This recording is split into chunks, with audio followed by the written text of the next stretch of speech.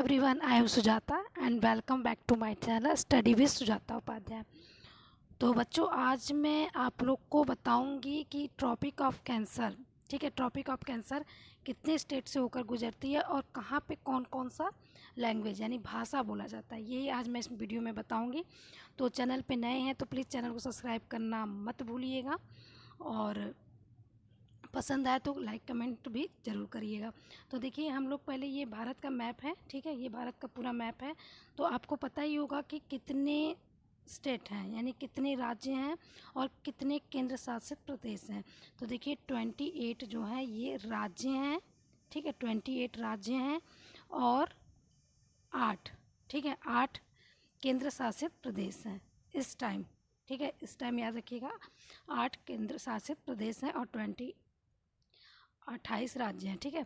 तो चलिए अब हम लोग देखते हैं। तो कि ट्रॉपिक ऑफ कैंसर यानी कर्क रेखा, तो कर्क रेखा कितने राज्य से होकर गुजरती है? तो कर्क रेखा 8 राज्यों से होकर गुजरती है। कितने?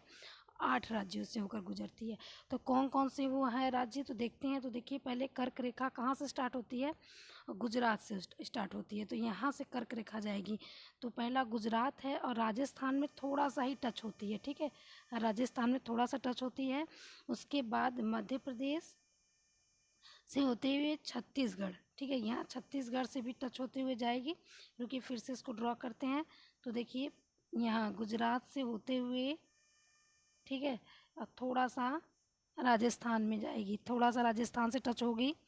तो देखिए गुजरात, राजस्थान और उसके बाद मध्य प्रदेश से जाएगी। उसके बाद ये छत्तीसगढ़ में भी थोड़ा सा टच होते हुए जाती है। सॉरी, एक सेकेंड, अब मैं बनाती हूँ। देखिए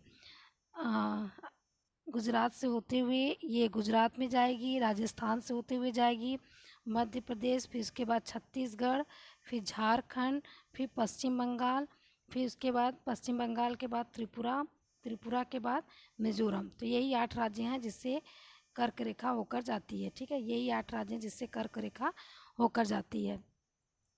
तो देखिए गुजरात है, गुजरात के बाद राजस्थान है, फिर मध्य प्रदेश है, उसके बाद छत्तीसगढ़, झारखंड, पश्चिम बंगाल और उसके बाद त्रिपुरा और मिजोरम। तो देखिए दोस्तों, एक बात आप लोग बताइए कि पश्चिम बंगाल को, ये तो ईस्ट में है, ठीक है, ये तो नॉर्थ हो गया, ये साउथ हो गया, ये ईस्ट हो गया, ये वेस्ट हो गया, ठीक है। तो पश्चिम बंगाल को पश्चिम क्यों बोलते हैं? क्योंकि ये तो ईस्ट में है, पूरा बंगाल बोलना चाहिए। तो देखिए जब बांग्लादेश इंडिया में था, जब बांग्लादेश इंडिया में था तो उस समय जो अंग्रेज़ यहाँ पे शासन कर रहे थे, तो अंग्रेज़ क्या किए थे, हिंदू मुसलमान में जैसे उन लोग हिंदू मुसलमान में सोचते, मतलब हिंदू को मुसलमान की तरफ भड़का दें, मुसलमान को हिंदी के लिए भड़का दें, ऐसे करने पे उन लोग के मन में जैसे गलत वो कर दिए थे। तो इसलिए क्या हुआ, एक पूर्वी बंगाल हो गया था, एक पश्चिम बंगाल हो गया था। हिंदू मुसलमान बट आपस में पूर्वी बंगाल पश्चिम बंगाल कर लिए थे। तो लेकिन जब बांग्लादेश अलग हुआ तो पूर्वी बंगाल इसमें चला गया और पश्चिम बंगाल रह गया, ठीक है। तो पश्चिम बंगाल रह गया, तो इसीलिए इसका नाम है पश्चिम बंगाल। अब ये तो पता चल गया आप लोग को कि कितने राज्य से होकर चल जाती हैं। तो कितने राज्य से होकर जाती है? 8 राज्यों से। कौन कौन से? तो 8 राज्यों में कौन कौन सा है? गुजरात, राजस्थान, मध्य प्रदेश, छत्तीसगढ़, झारखंड, पश्चिम बंगाल, त्रिपुरा और मिजोरम, ये 8 हो गए। तो देखिए अब हम लोग देखते हैं कोस्टल प्लेन यानी कि तटीय रेखा। तो कोस्टल प्लेन किधर है? इधर ही ना था, बताए थे आपको मैप में बताए थे ना, इधर ही था कोस्टल प्लेन, इधर। तो ये आपका क्या है? ये तटीय एरिया है, इधर उधर सब तटीय एरिया है।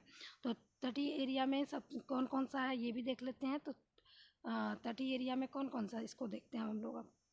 तो देखिए पहला क्या है? गुजरात है, यहाँ से, ठीक है, यहाँ से क्या है? गुजरात है, पहला तटीय एरिया गुजरात है, महाराष्ट्र है और उसके बाद क्या है? उसके बाद है गुजरात, महाराष्ट्र, गोवा, ये देखिए गोवा ये भी है, कर्नाटक, कर्नाटक, ये कर्नाटक, केरल, तमिलनाडु, आंध्र प्रदेश, उड़ीसा और ये पश्चिम बंगाल, ये सब क्या है? ये सब कोस्टल प्लेन है, ठीक है, कोस्टल प्लेन एरिया है, ठीक है।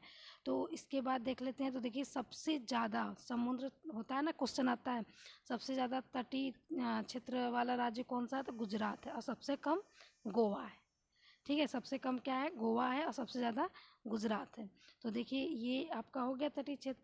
अब हम लोग लैंग्वेज देख लेते हैं कि कहाँ पे मतलब इंडिया में कितनी है, तो 22 भाषा है ना, कितने भाषा हैं, 22 भाषा को मान्यता प्राप्त है। तो कौन कौन से हैं वो हम लोग देख लेते हैं। तो देखिए यहाँ पे क्या बोला जाता था, यहाँ पे बोला जाता है कश्मीरी सिंधी, ठीक है, कश्मीरी सिंधी नोट कर सकते हैं आप, कश्मीरी सिंधी। उसके बाद पंजाब में पंजाबी, ठीक। उसके बाद दिल्ली, हरियाणा, यूपी ये सब में हिंदी, ठीक है। इधर क्या होगा, हिंदी, इधर सबके एरिया में सब हिंदी है। उसके बाद राजस्थान में राजस्थानी, बंगाल में बंगाली, आसाम में क्या होगा, असमी। और उसके बाद हम लोग गुजरात में, गुजरात कहाँ है, ये गुजरात में गुजराती, महाराष्ट्र में मराठी, और कर्नाटक में कन्नड़ बोलते हैं। क्या बोलते हैं, कर्नाटक में कन्नड़, और आंध्र प्रदेश में तेलुगु, आंध्र प्रदेश में तेलुगु, और तमिलनाडु में तमिल बोलते हैं, केरल में मलयालम बोलते हैं। और उसके बाद देखिए जम्मू कश्मीर का जो है वो आपका क्या है, जम्मू कश्मीर में कश्मीर सिंधी दोनों है, ठीक है। सिंधु नदी इधर से जाती है, यानी यहाँ पे जम्मू कश्मीर में सिंधी और कश्मीरी दोनों बोलते हैं। फिर एक उसके बाद एक हो गया उर्दू संस्कृत, ये भी है। और नेपाल है, मतलब नेपाली भाषा देखिए यहाँ बोला जाता है, नेपाली इधर के एरिया में इधर नेपाली भाषा बोलते हैं। तो इधर सॉरी इधर की तरफ मेघालय मणिपुर साइड में इधर इधर करके कुछ नेपाली मतलब भाषा है, तो इसको भी मान्यता प्राप्त है। तो नेपाली हो गया। मणिपुर में हो गया आपका मणिपुरी, मणिपुर में क्या हो गया, मणिपुरी। कोंकणी हो गया आपका इधर गोवा साइड में। और बोडो, डोगरी, मैथिली, संथाली, ठीक है, बोडो, डोगरी, मैथिली, संथाली, ये मिला के टोटल 22 भाषा हो गया। चाहे तो आप नोट कर सकते हो। देखिए पहला है राजस्थानी, सॉरी कश्मीरी सिंधी, कश्मीर में बोलते हैं। पंजाबी पंजाब में बोलते हैं। राजस्थानी राजस्थान में बोलते हैं। गुजराती गुजरात में बोलते हैं। मराठी महाराष्ट्र में बोलते हैं। और असम का असमी बोलते हैं। पश्चिम बंगाल में बांग्ला बोलते हैं। आंध्र प्रदेश और इसके बाद आ गया आपका केरल में मलयालम बोलते हैं। कोंकणी यहाँ गोवा में हो गया। और उसके बाद हो गया तमिल में तमिलनाडु में तमिल बोलते हैं। हाँ, उसके यूपी हरियाणा दिल्ली एमपी सब जगह क्या बोलते हैं, सब जगह हिंदी बोलते हैं। और उड़ीसा में उड़िया बोलते हैं, ठीक है, उड़ीसा में उड़िया बोलते हैं। और मणिपुर में मणिपुरी बोलते हैं। असम में असमी बोलते हैं। तो ये सब टोटल लैंग्वेज कितने हो गए, टोटल 22 हो गए। तो 22 भाषा को मान्यता प्राप्त है। तो बस मैं इसमें आपको भाषा और तटीय क्षेत्र में कौन कौन से राज्य लगे हुए हैं यही बताने के लिए वीडियो था आपका। तो वीडियो पसंद आए तो लाइक शेयर ज़रूर करें। चैनल पे नए हैं तो चैनल को सब्सक्राइब भी ज़रूर करें। तो वीडियो देखने के लिए आप सभी का बहुत बहुत धन्यवाद।